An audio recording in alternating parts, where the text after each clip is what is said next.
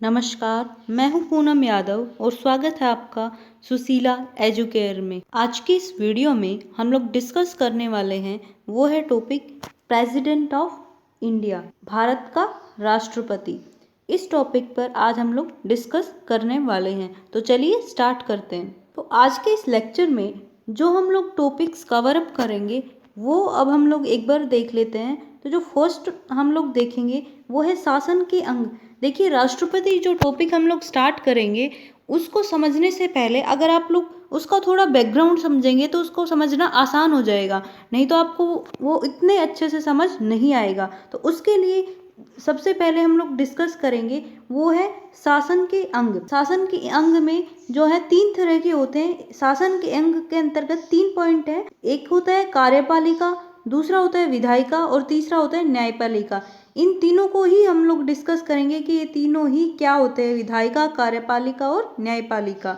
इसके बाद हम लोग जो डिस्कस करेंगे वो है कार्यपालिका, और कार्यपालिका के अंडर भी हम लोग जो डिस्कस करेंगे वो है, देखिए कार्यपालिका है वो 2 तरह की होती है। एक तो होती है संघ की कार्यपालिका, दूसरी होती है राज्य की कार्यपालिका। जो संघ की कार्यपालिका होती है उसके निर्माण किस किस से होता है, तो उसका निर्माण होता है राष्ट्रपति, उपराष्ट्रपति, मंत्रिपरिषद, प्रधानमंत्री और महान्यायवादी, इनको मिलाकर संघ की कार्यपालिका का निर्माण होता है। उसमें जो फर्स्ट है वो है राष्ट्रपति। तो हम लोग जो डिस्कस करेंगे वो करेंगे राष्ट्रपति, और कहाँ से कहाँ तक राष्ट्रपति का वर्णन है वो हमारे संविधान में अनुच्छेद 52 से लेकर और 62 तक है। तो हम लोग आर्टिकल 52 से लेकर और 62 तक हम लोग डिस्कस करेंगे। तो चलिए स्टार्ट करते हैं। तो सबसे पहले हम लोग देख लेते हैं कि शासन के अंग ये क्या होता है। तो देखिए, कोई भी सरकार है या हम लोग कहीं कोई भी गवर्नमेंट है, उसको उसके सामने जो मेन जो 3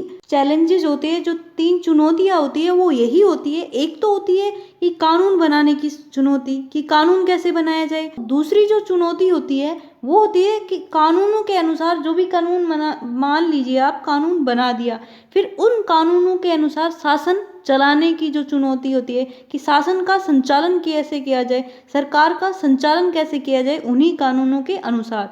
तीसरी जो चुनौती होती है सरकार के सामने वो होती है, मान लीजिए कानून बना दिया, उन्हीं के अनुसार शासन भी चला लिया, लेकिन अगर उन कानूनों का कोई उल्लंघन करता है या फिर कोई भी व्यक्ति है, सरकार है या फिर निजी व्यक्ति है, उनके व्यक्तियों के आपस में या फिर सरकार में विवाद होता है, तो उसके समाधान के लिए कानून प्रणाली कैसे लाई जाए, उसको लागू कैसे करवाया जाए, ये तीसरी चुनौती होती है। तो उसी के लिए शासन, तो उन्हीं का जो समाधान कैसे किया जाए उसके लिए होता है शासन के अंग।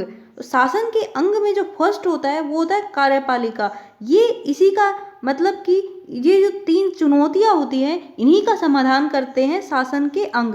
और उसमें जो देखिए फर्स्ट जो हमारी चुनौती थी वो है कानून बनाने की चुनौती, कि कानून बनाया कैसे जाए। तो उसके लिए होती है विधायिका, लेजिस्लेचर जो होती है वो क्या करती है, वो कानून बनाती है, मतलब कानून बनाने वाली संस्था होती है लेजिस्लेचर। इसमें संसद कानून बनाती है, और संसद में कौन कौन आते हैं, लोकसभा और राज्यसभा, ये दोनों मिलकर कानून बनाते हैं। उसके बाद दूसरी चुनौती थी कि कानूनों के अनुसार संचालन कैसे किया जाए, कानूनों को लागू कैसे किया जाए। तो उसके लिए होता है कार्यपालिका, एग्जीक्यूटिव। ये क्या करती है, ये कानूनों को अनुसार, मतलब कि कानून के अनुसार शासन चलाती है, शासन चलाने वाली संस्था होती है। और इसके एग्जाम्पल्स क्या क्या हैं, जैसे इसमें तो मैंने बताया कि विधायिका में तो संसद होते हैं, लोकसभा और राज्यसभा। और इसमें जो कार्यपालिका है, जो एग्जीक्यूटिव है, इसके एग्जाम्पल क्या है, मतलब शासन कौन चलाते हैं, तो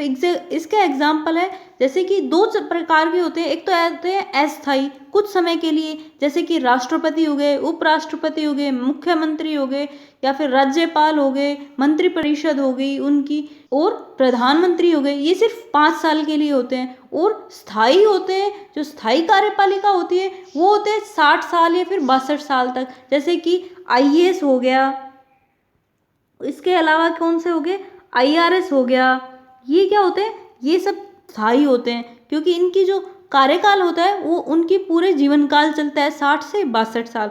उसके बाद तीसरी मैंने प्रॉब्लम बताई कि कानून बना भी दिया, उसके बाद उसको लागू भी करवा दिया, और मतलब कि लेकिन अगर उनका उल्लंघन करते हैं तो उसके लिए क्या किया जाए, तो उसके लिए जो तीसरा वो होता है न्यायपालिका या फिर कहें जुडिशरी।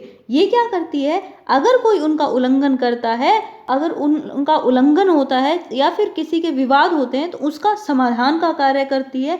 समाधान करने वाली संस्था है वो होती है जुडिशरी, न्यायपालिका। इसके एग्जाम्पल है जैसे सुप्रीम कोर्ट हो गया, हाई कोर्ट हो गया, डिस्ट्रिक्ट कोर्ट हो गया, ये सब न्यायपालिका के अंडर आते हैं। तो आज जो हम लोग डिस्कस करने वाले हैं वो है, मैंने बता दिया, राष्ट्रपति। तो जो राष्ट्रपति है वो आता है कार्यपालिका के अंडर। क्यों? क्योंकि राष्ट्रपति मैंने अभी बताया प्रधानमंत्री या फिर उपराष्ट्रपति, महान्यायवादी या फिर राज्यपाल, ये सारे अस्थायी मेंबर होते हैं। ये क्या करते हैं, ये शासन चलाते हैं, सरकार चलाते हैं।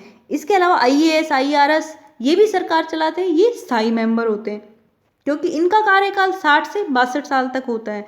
तो इस तरह से जैसे मैंने अभी बताया कि जैसे कार्यपालिका है उसको भी हम लोग दो भागों में डिवाइड कर सकते हैं।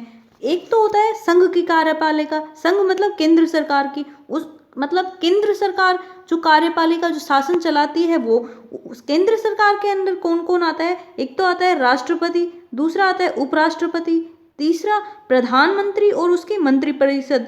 मंत्रिपरिषद मतलब जितने भी मंत्री हैं जैसे कि शिक्षा मंत्री, उद्योग मंत्री, परिवहन मंत्री, ये सारे मंत्रियां हैं, मंत्रिपरिषद है उनके वो सब, और प्रधानमंत्री। और चौथा जो आता है वो आता है महान्यायवादी, अटॉर्नी जनरल ऑफ इंडिया। इन चारों को मिलाकर जो है संघ की कार्यपालिका का निर्माण होता है। वहीं अगर राज्य की कार्यपालिका का निर्माण देखें तो राज्य की कार्यपालिका का निर्माण जो है राज्यपाल, मुख्यमंत्री, मंत्रिपरिषद और उसके अलावा महाधिवक्ता, इनको मिलाकर एडवोकेट जनरल, इनको मिलाकर जो है, इन चारों को मिलाकर जो है राज्य की कार्यपालिका का निर्माण होता है।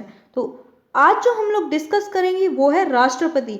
राष्ट्रपति का जो उल्लेख किया जाता है वो हमारे संविधान के आर्टिकल 52 से लेकर लगभग 62 तक इनका वर्णन किया गया है। तो उसी को आज हम लोग डिस्कस करेंगे।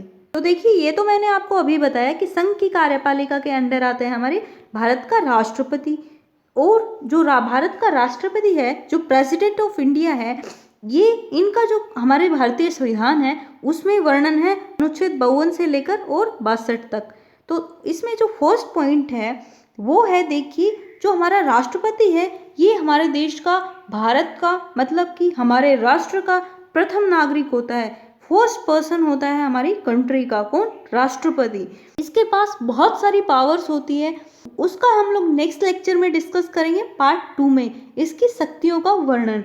लेकिन अब हम लोग जो आर्टिकल से 52 से 62 तक जिसमें राष्ट्रपति से संबंधित वर्णन है उसका अब हम लोग डिस्कशन करेंगे। उसके बाद जो सेकंड जो पॉइंट है वो है, देखिए, भारतीय संविधान है उसमें जो संघ की कार्यपालिका है वो राष्ट्रपति को प्राप्त है।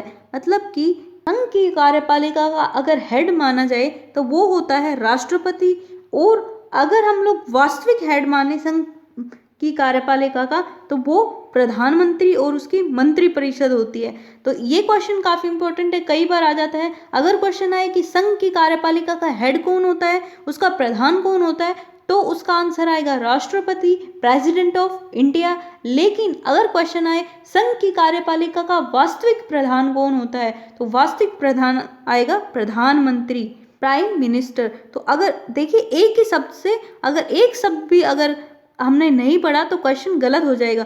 अगर क्वेश्चन आए संघ की कार्यपालिका का प्रधान कौन होता है तो राष्ट्रपति, और अगर क्वेश्चन आए कि संघ की कार्यपालिका का वास्तविक, अगर वास्तविक बीच में आ जाए वास्तविक प्रधान कौन होता है तो वो होता है प्राइम मिनिस्टर, प्रधानमंत्री।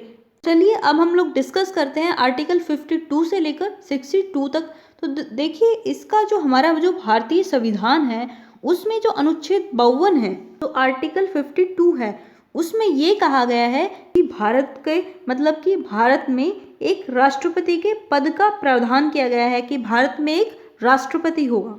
इसका जो प्रावधान किया गया है वो अनुच्छेद 52 के माध्यम से किया गया है हमारे भारतीय संविधान में। लेकिन ये भी कहा गया है कि भारत में एक राष्ट्रपति होगा, ऐसा नहीं है कि दो राष्ट्रपति, इस तरह से नहीं होगा, सिर्फ और सिर्फ एक राष्ट्रपति होगा। उसके बाद आते हैं अनुच्छेद 53 पे, आर्टिकल 53 पे। इसमें क्या कहा गया है कि भारत का राष्ट्रपति है वो अपनी मतलब कि कार्यपालिका से संबंधित जो भी उसको शक्तियाँ प्राप्त हैं, मतलब कि भारत के राष्ट्रपति को जितने भी कार्यपालिका से संबंधित जितनी भी शक्तियाँ प्राप्त है वो उसका प्रयोग या तो स्वयं कर सकता है, या तो वो खुद कर सकता है, या फिर अपने अधीनस्थ अधिकारियों के माध्यम से करवा सकता है। मतलब या तो स्वयं कर सकता है या फिर अपने अधीनस्थ अधिकारियों के माध्यम से करवा सकता है। कौन? राष्ट्रपति, अपनी शक्तियों का प्रयोग। तो अनुच्छेद 52 है, उसमें कहा गया है कि भारत में एक राष्ट्रपति होगा। भारत के राष्ट्रपति पद का प्रावधान है। अनुच्छेद 53 में ये कहा गया है कि कार्यपालिका से संबंधित जितनी भी शक्तियां हैं उसका प्रयोग या तो राष्ट्रपति स्वयं कर सकता है या फिर अपने अधीनस्थ के माध्यम से करवा सकता है। उसके बाद आता है आर्टिकल 54। आर्टिकल 54 में क्या कहा गया है? ये राष्ट्रपति के निर्वाचन से संबंधित है, राष्ट्रपति के इलेक्शन से संबंधित है। मतलब कि राष्ट्रपति का जो है चुनाव कैसे जाएगा, राष्ट्रपति का निर्वाचन किस तरह से किया जाएगा, उसका उल्लेख किया गया है अनुच्छेद 54 में, आर्टिकल 54 में। तो देखिए, जो राष्ट्रपति का निर्वाचन मंडल है, मतलब कि इलेक्टोरल कॉलेज है राष्ट्रपति का, इसका अर्थ हुआ कि जो राष्ट्रपति का जब चुनाव होगा तो उसमें कौन कौन से सदस्य भाग लेंगे, कौन कौन से सदस्य शामिल हो सकते हैं, उसका प्रावधान किया गया है आर्टिकल 54 में। तो देखिए, जो हमारा राष्ट्रपति का चुनाव होगा उनमें कौन कौन से सदस्य वोट दे सकते हैं, इसका प्रावधान है, मैंने अभी बताया, आर्टिकल 54 में। तो कौन कौन से सदस्य शामिल हो सकते हैं निर्वाचन मंडल में? तो इसमें जो फर्स्ट है वो है संसद के दोनों सदनों के निर्वाचित सदस्य। इसका क्या अर्थ हुआ? दोनों सदनों के निर्वाचित सदस्य का अर्थ हुआ कि देखिए, संसद में मैंने पहले भी बता चुके, दो सदन होते हैं, एक तो होता है लोकसभा और दूसरा होता है राज्यसभा। लोकसभा में जो सदस्य होते हैं वो होते हैं 545 और राज्यसभा में जो सदस्य होते हैं वो है 245। लेकिन लोकसभा में 545 सदस्य तो होते हैं, लेकिन उनमें से केवल और केवल निर्वाचित सदस्य जो जनता द्वारा निर्वाचित किए गए हैं वो सदस्य होते हैं 543। दो सदस्य हैं वो एंग्लो इंडियन होते हैं। उसके अलावा राज्यसभा में भी 245 सदस्य तो होते हैं, लेकिन जो निर्वाचित सदस्य होते हैं वो होते हैं सिर्फ 233। इस तरह से 543 तो जो सदस्य हुए वो है लोकसभा के, और 233 जो सदस्य हुए वो हुए राज्यसभा के। 543 लोकसभा और 233 जो सदस्य हुए वो हुए राज्यसभा के। इन दोनों को मिलाकर ये टोटल हो गए 776। तो जो 776 जो संसद के दोनों सदन के निर्वाचित सदस्य होते हैं, और ये जो दोनों सदन के 776 जो निर्वाचित सदस्य हैं ये ही वोट दे सकते हैं। इसके अलावा जो सदस्य हैं वो वोट नहीं दे सकते हैं। किसमें? राष्ट्रपति के चुनाव में। इसके अलावा जो वोट दे सकते हैं वो दे सकते हैं राज्य के विधानसभाओं के निर्वाचित सदस्य। राज्य की विधानसभाओं के जो निर्वाचित सदस्य हैं वो भी वोट दे सकते हैं।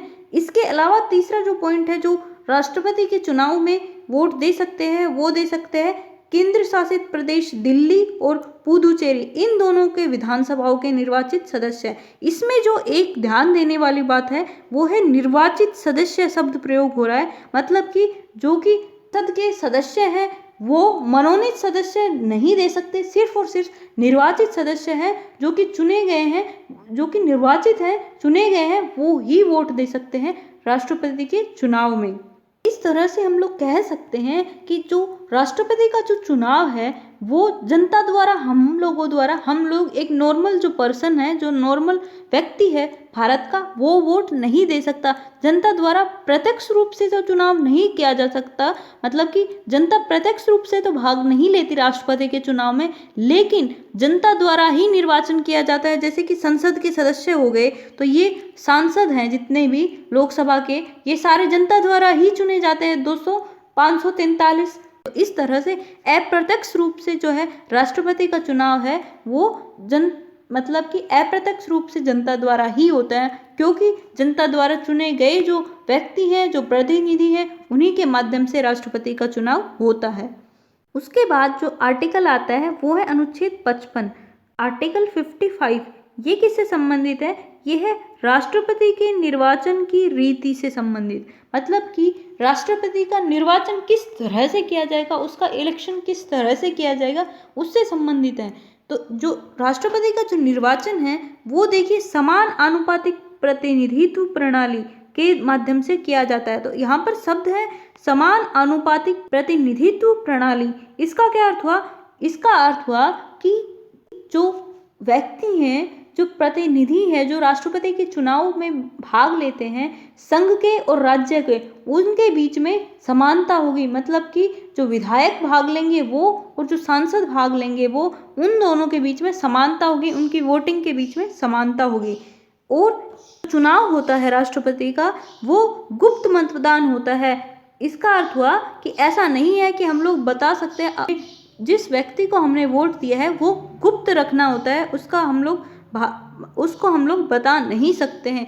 अगर ऐसा किया, अगर किसी व्यक्ति ने अपने जिस व्यक्ति को उसने वोट दिया है, जिस व्यक्ति को वो अपना प्रधानमंत्री देश का चुनना चाहता है, जिसको भी उसने वोट दिया है, उसको अगर उसने पब्लिकली बता दिया तो फिर उसका जो वोट है वो कैंसिल कर दिया जाएगा। और ऐसा एक बार हुआ भी है मुलायम सिंह यादव के केस में। उन्होंने अपना वोट बता दिया था तो उनका जो वोट है वो कैंसिल कर दिया गया था।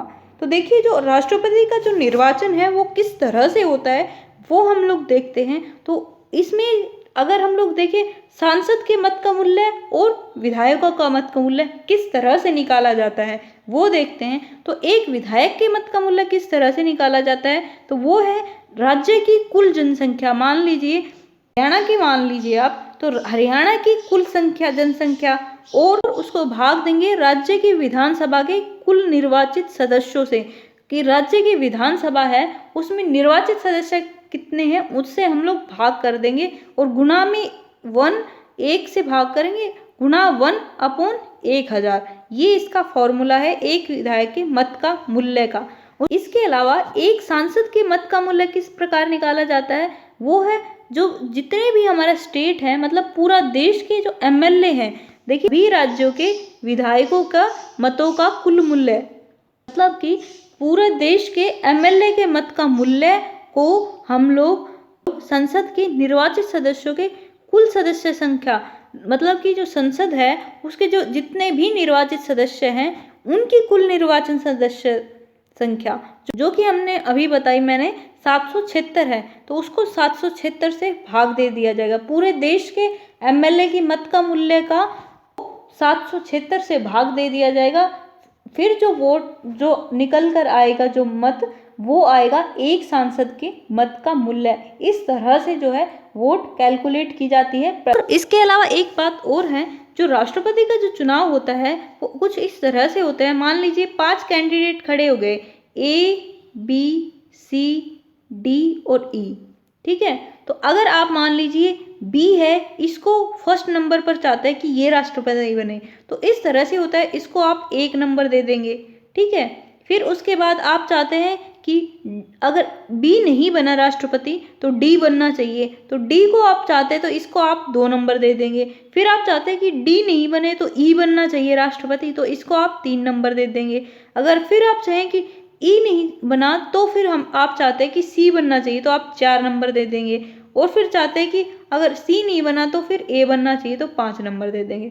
तो इस तरह से जो है वोटिंग दी जाती है, किसमें, राष्ट्रपति के चुनाव में, मतलब कि वरीयता क्रम के अनुसार अंकित करता है कि आप फर्स्ट नंबर पर किसी राष्ट्रपति चुनना चाहते हैं। हर व्यक्ति है जितने भी खड़े होते हैं उसके राष्ट्रपति के चुनाव में, उन सबको आप लोगों को वरीयता क्रम के अनुसार अंकित करना होता है कि आप एक फर्स्ट अगर आप किसे चाहते हैं, सेकंड आप किसे चाहते हैं राष्ट्रपति बनाना, थर्ड किसे चाहते हैं। तो इस तरह से जो है वोटिंग की जाती है।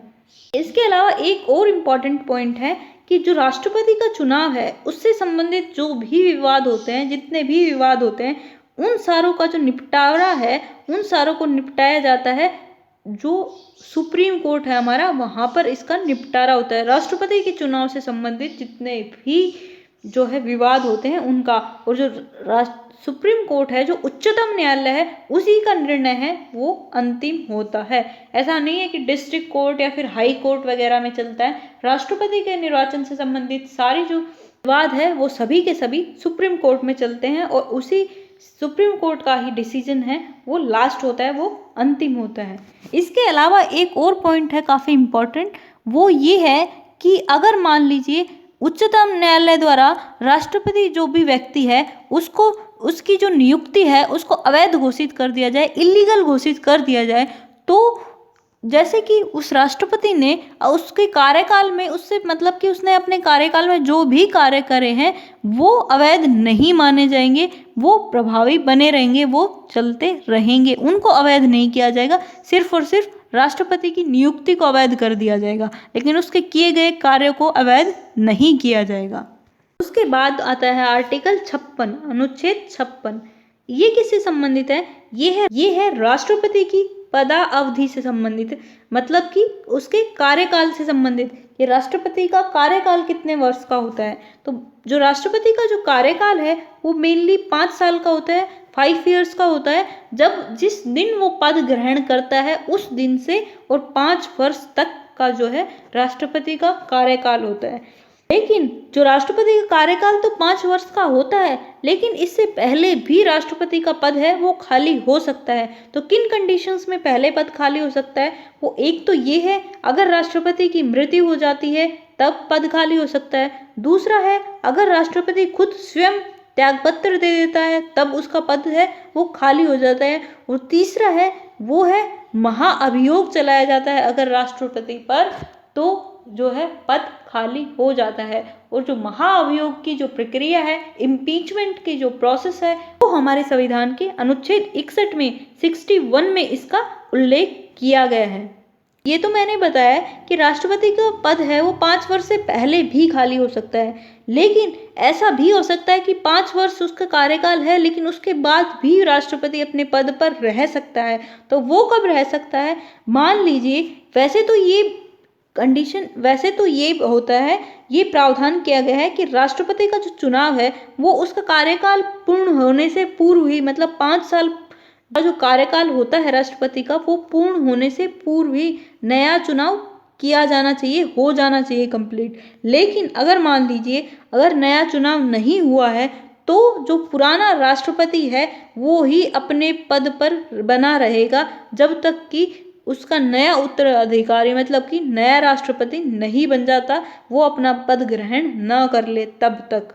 और एक बात, मान लीजिए राष्ट्रपति की मृत्यु हो जाती है, फिर त्यागपत्र दे देता है, या फिर महाभियोग की जो प्रक्रिया है वो चलाई जाती है और उसकी वजह से राष्ट्रपति को हटा दिया जाता है, तो फिर जो राष्ट्रपति पद है तो फिर राष्ट्रपति का जो कार्य है वो उपराष्ट्रपति उस समय कार्यवाहक बनेगा, मतलब कि उस कार्य को करेगा, राष्ट्रपति का पद धारण करेगा, और वो मैक्सिमम ज़्यादा से ज़्यादा अधिकतम 6 माह तक, 6 मंथ्स तक उस पद को धारण कर सकता है। 6 माह के अंदर दोबारा से चुनाव किए जाएंगे और दोबारा से राष्ट्रपति को चुना जाएगा।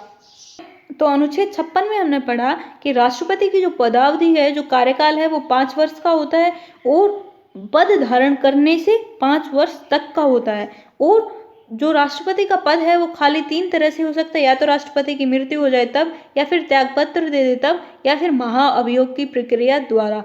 और अगर 5 वर्ष पूरे भी हो गए तो भी राष्ट्रपति का पद खाली नहीं होगा यदि नया चुनाव राष्ट्रपति के लिए नहीं किया गया है। जब तक राष्ट्रपति का चुनाव नया नहीं किया जाएगा और करने के उपरांत जो उसका उत्तराधिकारी है, मतलब नया जो राष्ट्रपति चुना गया है, वो जब तक अपना पद ग्रहण ना कर ले, वो अपना पद ग्रहण ना कर ले, तब तक राष्ट्रपति अपने पद पर बना रहेगा। ये हमने अब पढ़ा। उसके बाद जो नेक्स्ट जो आर्टिकल आता है वो है आर्टिकल 57, अनुच्छेद 57। उसमें क्या कहा गया है? ये संबंधित है पुनर्निर्वाचन के लिए पात्रता से संबंधित। तो इसका क्या अर्थ हुआ? पुनर्निर्वाचन के लिए पात्रता, इसका अर्थ हुआ कि जो राष्ट्रपति है वो 1 से ज़्यादा बार निर्वाचित हो सकता है, मतलब कि राष्ट्रपति एक व्यक्ति है वो जितने बार मर्जी चाहे वो भारत का राष्ट्रपति बन सकता है यदि उसको वोट मिले तो 51%, मतलब कि एक व्यक्ति जितनी बार चाहे वो भारत का राष्ट्रपति बन सकता है। इसकी कोई सीमा नहीं है कि एक व्यक्ति है वो 2 बार या 1 बार या 3 बार इस तरह से राष्ट्रपति बन सकता है, ऐसा कुछ भी नहीं है। एक व्यक्ति जितनी बार चाहे उतनी बार भारत का राष्ट्रपति बन सकता है, अगर वो अनुच्छेद 58 में जो वर्णित है उन कंडीशंस को पूरा करता है, तो उनकी जो क्वालिफिकेशंस है उनको पूरा करता है तो देखिए, लेकिन जो यूएसए है, जो अमेरिका है, उसकी बात करें तो उसमें ये प्रावधान किया गया है कि जो राष्ट्रपति है वो एक जो व्यक्ति है वो राष्ट्रपति 2 बार से ज़्यादा नहीं चुना जा सकता, 2 बार से ज़्यादा निर्वाचित नहीं हो सकता है। लेकिन हमारे देश में ऐसा कोई प्रावधान नहीं है। उसके बाद आते हैं अनुच्छेद 58 आर्टिकल 58। ये किससे संबंधित है? राष्ट्रपति के लिए अहर्ताई से संबंधित। राष्ट्रपति की एलिजिबिलिटी का क्राइटेरिया क्या है, क्या क्या योग्यताएं होनी चाहिए जिसके आधार पर भारत का राष्ट्रपति बन सकता है। मान लीजिए आप जो भी इस वीडियो को आप लोग देख रहे हो, तो आप अगर भारत के राष्ट्रपति बनना चाहते हो तो आपके अंदर क्या क्या योग्यताएं होनी चाहिए, चलिए अब हम लोग डिस्कस करते हैं। सबसे पहले तो आप भारत के नागरिक होने चाहिए, किसी भी तरह से भारत के नागरिक हो, चाहे जन्म से हो चाहे वंशानुगत हो। 5 तरह से भारत की नागरिकता प्राप्त की जा सकती है, वो मैंने बताई भी है अपनी प्रीवियस वीडियो में। अगर आपने नहीं देखी है तो मैं डिस्क्रिप्शन में उसका लिंक दे दूंगी, आप वहां से देख सकते हैं। तो 5 तरह से जो है नागरिकता प्राप्त की जा सकती है।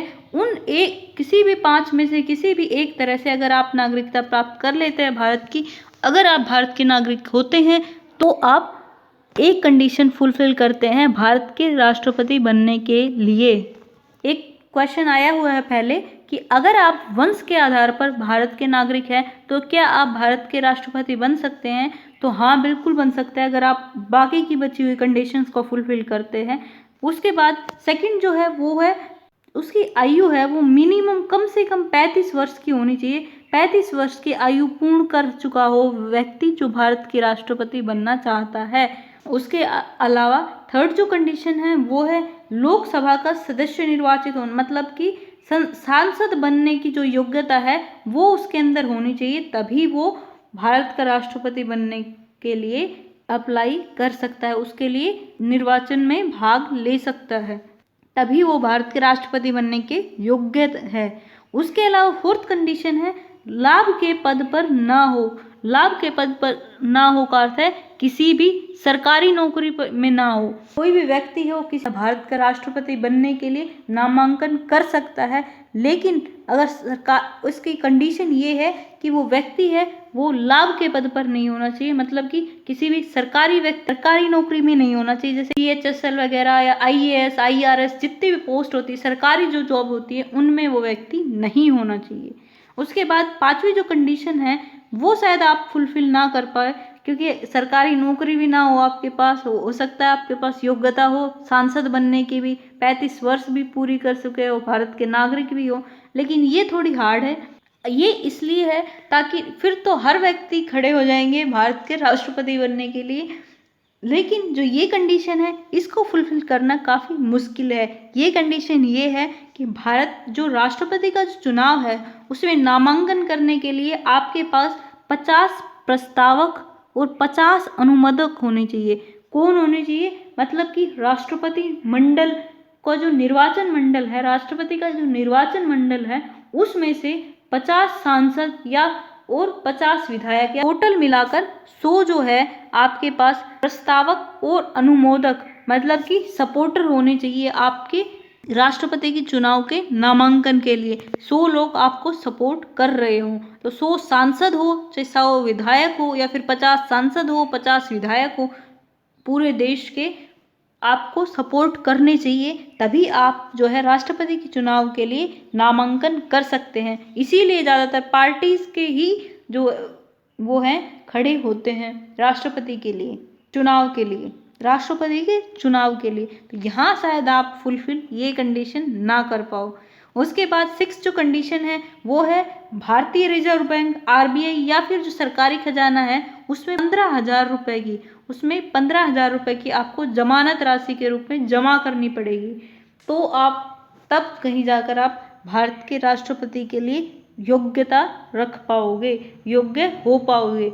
और जो ये 15,000 की जो जमानत राशि है ये आपको वापस मिल जाएगी, तब मिलेगी अगर आपने कुल जो मत डाले गए हैं, जो कुल वोटिंग हुई है, उसका 1/6 भाग जो है आपने प्राप्त कर लिया है। अगर आपने 1/6 भाग जो है कुल मत का प्राप्त नहीं किया है तो जो 15,000 की जो जमानत राशि है वो आपकी जब्त कर ली जाएगी। तो इस तरह से हमने आर्टिकल जो 58 है, अनुच्छेद 58 है, उसमें देखा कि कोई भी व्यक्ति है उसकी क्या कंडीशंस होती है। कोई भी व्यक्ति भारत का राष्ट्रपति तब बन सकता है, एक तो वो भारत का नागरिक हो, दूसरा वो 35 वर्ष की आयु प्राप्त कर चुका हो, तीसरा जो है वो लोकसभा का निर्वाचित सदस्य, मतलब कि लोकसभा का सदस्य निर्वाचित होने की योग्यता रखता हो, चौथा है वो सरकारी लाभ के पद पर ना हो, मतलब सरकारी नौकरी गवर्नमेंट जॉब में ना हो। इसके अलावा उसके पास 100 सपोर्टर्स होने चाहिए, 50 प्रस्तावक और 50 अनुमोदक होने चाहिए। और 100 सपोर्टर्स कौन होने चाहिए? वो राष्ट्रपति के निर्वाचन मंडल में से कोई भी सदस्य होने चाहिए, सांसद या विधायक। उसके अलावा छठी कंडीशन है वो आरबीआई में, भारतीय रिजर्व बैंक में या फिर सरकारी खजाने में 15,000 की राशि जमा करवाए अपनी। उसके बाद आता है आर्टिकल 59, अनुच्छेद 59। ये किससे संबंधित है? ये है राष्ट्रपति के लिए शर्तों से संबंधित आर्टिकल। इसमें क्या कहा गया है कि कोई भी व्यक्ति है वो अगर राष्ट्रपति बनता है तो वह व्यक्ति जो संसद के किसी भी सदन का सदस्य अथवा राज्य की विधानसभा का सदस्य है, राष्ट्रपति निर्वाचित होने पर सदन की सदस्यता छोड़नी पड़ेगी। मतलब अभी मैंने बताया था, अगर कोई भी व्यक्ति है वो अगर राष्ट्रपति बनना चाहता है तो अगर वो संसद के किसी भी सदन का सदस्य है या फिर मतलब लोकसभा का सदस्य हो, चाहे राज्यसभा का सदस्य हो या फिर राज्य विधानसभा का सदस्य हो, हरियाणा, पंजाब, यूपी, कोई भी विधायक हो या फिर सांसद हो, तो वो अगर वो राष्ट्रपति निर्वाचित हो जाता है तो उसको उस सदन की जो है सदस्यता वो छोड़नी पड़ेगी, तभी वो भारत का राष्ट्रपति के लिए योग्य होगा। इसके अलावा वो कोई भी लाभ का पद है, मतलब सरकारी नौकरी एटसेट्रा का जो पद है वो ग्रहण नहीं कर सकता, वो धारण नहीं कर सकता। इसके अलावा उसकी जो उपलब्धियां हैं और जो उसके भत्ते हैं वो उसकी पदावधि के दौरान कम नहीं होंगे। उसके कार्यकाल के दौरान उसकी जो उपलब्धियां और उसके जो भत्ते दिए जाते हैं किसके? राष्ट्रपति के, वो उसकी पदावधि के दौरान कम नहीं होंगे। ये शर्तें हैं, इन शर्तों का उल्लेख किया गया है अनुच्छेद 59 में, हमारे भारतीय संविधान में। उसके अलावा नेक्स्ट जो आर्टिकल आता है वो है अनुच्छेद 60, अनुच्छेद 60। ये किससे संबंधित है? ये राष्ट्रपति की शपथ से संबंधित है। तो राष्ट्रपति की जो शपथ है वो कौन दिलाता है? वो उच्चतम न्यायालय सुप्रीम कोर्ट के जो मुख्य न्यायाधीश है, चीफ जस्टिस ऑफ इंडिया है, वो राष्ट्रपति को शपथ दिलाते हैं। और मान लीजिए अगर मुख्य न्यायाधीश नहीं है तो उस कंडीशन में, उस स्थिति में उच्चतम न्यायालय के जो सबसे बड़े, जो वरिष्ठतम न्यायाधीश हैं, उनके द्वारा राष्ट्रपति को शपथ दिलाई जाती है। और जो राष्ट्रपति है वो शपथ क्या लेता है कि वह अपने जो पद है उसका श्रद्धापूर्वक वो उस राष्ट्रपति के पद का कार्यपालन करेगा। इसके अलावा वो जो भारतीय संविधान है और जो विधि है उसका संरक्षण, प्रतिरक्षण और परिरक्षण करेगा, प्रोटेक्शन, प्रिजर्व और डिफेंड करेगा। किसका? हमारे भारतीय संविधान का और विधि का। और इसके अलावा भारतीय जनता की सेवा का और कल्याण करेगा। कौन? भारत का राष्ट्रपति ये शपथ लेता है। उसके बाद आता है आर्टिकल 61, अनुच्छेद 61। ये किससे संबंधित है?